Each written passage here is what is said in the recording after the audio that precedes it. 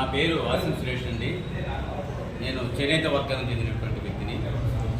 ప్రధానంగా నేను కొన్ని ప్రజా సంఘాల్లో కూడా గతంలో పనిచేసి ఉన్నాను, ఇప్పుడు కూడా పనిచేస్తూనే ఉన్నాను. అయితే ఇది నా కుటుంబ విషయం. ఇది ప్రధానంగా నాకు 3 పిల్లలు ఉన్నారండి.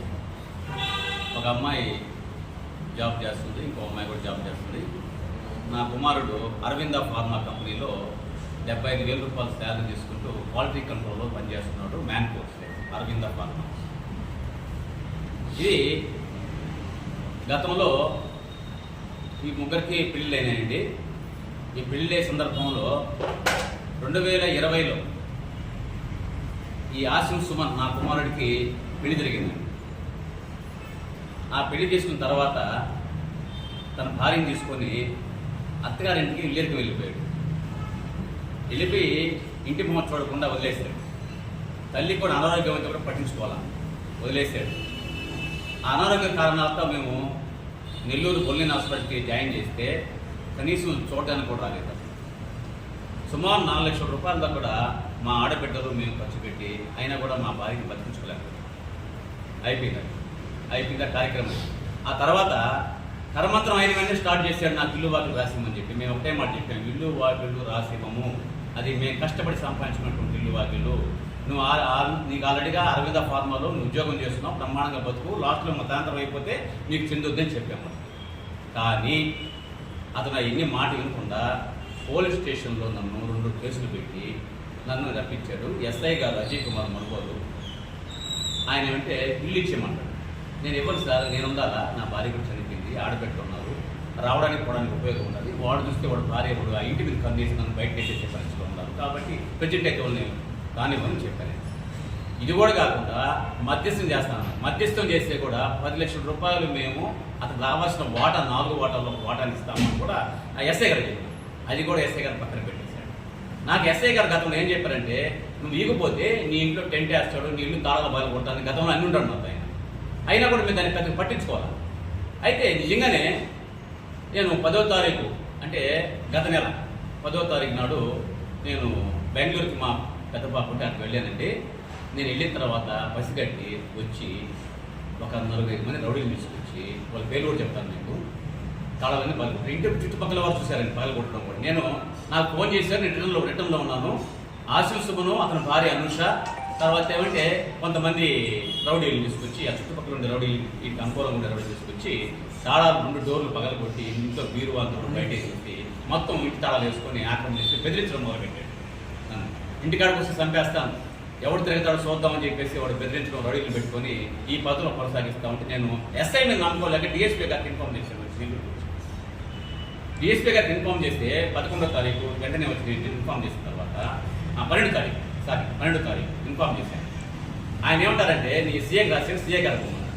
సీఏ గారికి పోతే సీఏ ఏమంటే ఎస్ఐకి చేశానండి, ఎస్ఐ గడప పోమన్నాడు. ఎస్ఐ గడపోయినా సీఏ గడపోయినా అసలు ఆ పగలగొట్టి తాళాల పగలగొట్టి రౌడీల మీద ఎలాంటి చర్య తీసుకోవాలా, ఎంక్వైరీ చేయాలా, విచారణ చేయాలి. తర్వాత అది కూడా కుదరక నేను మళ్ళీ ఎస్పీ గారికి గ్రేడెన్సీలో 13వ తారీఖు మళ్ళీ ఒకటి పెట్టానండి. ఎస్పీ గారు పెడితే అది కూడా పట్టించుకోవాలా. మళ్ళీ 19వ తారీఖు పెట్టానండి. మళ్ళీ 19 పెట్టాను ఎస్పీ గారికి.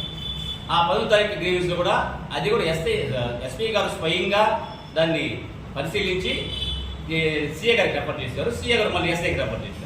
అయినా ఆ కేసు గురించి మేమేం పట్టించుకోము, ఎవరు పగలగొట్టలేదు, కాబట్టి నీ కొడుకు నీ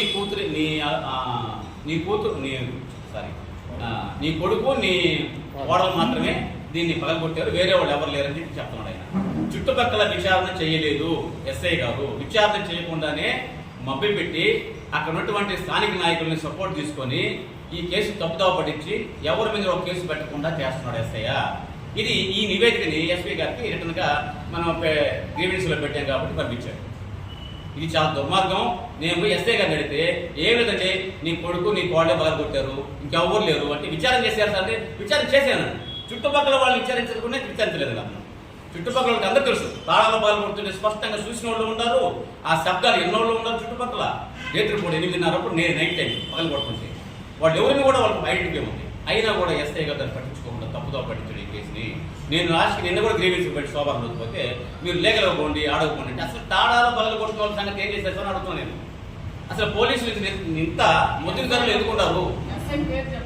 అజయ్ గారు ఆయన పేరు వేస్తే మరొకలేస్తే ఎందుకు దీన్ని పట్టించుకోవట్లేదు మీరు? అక్కడ చిన్న ఇష్యూ దగ్గర పరిగిస్తారే, అలాంటి దొంగలు వచ్చి రౌడీలు వచ్చి నా ఇంటి తాళాలు పగలగొట్టని చెప్పి నేను మీకు వినవించుకుంటే కూడా కనీసం దాని మీద విచారం లేదు. మీరు ఈ విధంగా ఎందుకు తప్పుతో పడిస్తారని చెప్పి నేను ప్రశ్నిస్తాను. వాళ్ళు పగలగొట్టిన పెళ్లి కూడా మా దగ్గర ఉన్నాయండి, నేను మొత్తం చూసినాను. అసలు నన్ను మళ్ళీ తర్వాత కూడా తరుముకున్నారు వాళ్ళు ఆడ ఇంటికాడ పోతే. ఆశూర్ సుమన్ అండి నా కుమారుడు. తర్వాత మా డిమాండ్ ఏం లేదమ్మా, మా ఇల్లు తాళాల వరకు తాళా వేస్తున్నాడు, దానికి అతను వికెట్ చేయాలి నుంచి. తర్వాత ఇంకోటి ఏంటంటే అతను ఎవరు తాళాల పగలు కొట్టారు నా ఇంటి వాళ్ళందరూ కేసులు కట్టి అరెస్ట్ చేయాలా, ఇది ముఖ్యమైన అంశం. నేను ఇంట్లో కూడా తిరగలేకుండా పోలేకుండా ఈరోజు రోడ్డు మీద కాసిన పరిస్థితి నాకు వచ్చింది. దీన్ని వెంటనే పై అధికారులు వెంటనే దీని మీద చర్య తీసుకోవాలని ఉద్దేశం. ఇల్లు నా పెట్టుకోవాలండి. ఇది 1997లో నాకు డీ ఫారం పట్ట ఎలసిరి శ్రీనివాస రెడ్డి గారు ఎమ్మెల్యేగా ఉన్నప్పుడు ఇచ్చినటువంటి పట్ట. దీంట్లో 1999లో గృహ నిర్మాణం కింద నాకు మంజూరైంది ఇల్లు.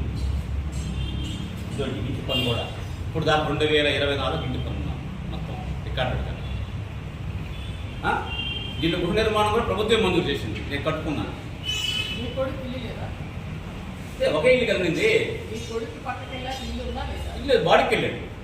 ఇక్కడ కదా అతను నుంచి అరవింద ఫార్మా కంపెనీలోకి పెళ్ళాన్ని తీసుకుని వెళ్ళిపోయాడు. ఇంకా కానీ దౌర్జన్యం, ఎందుకంటే ఇంట్లో ఎవరి నుండి కూడా చేయాలంటే అది దౌర్జన్యం. వాడు భార్య వాళ్ళు ఇద్దరు ఇదే పన్నాగం పనిచేస్తారు.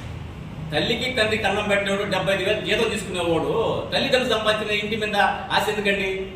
సంపాదించుకోలేవు నువ్వు. మేము కష్టపడి మిషన్ కుట్టుకొని పోతాను.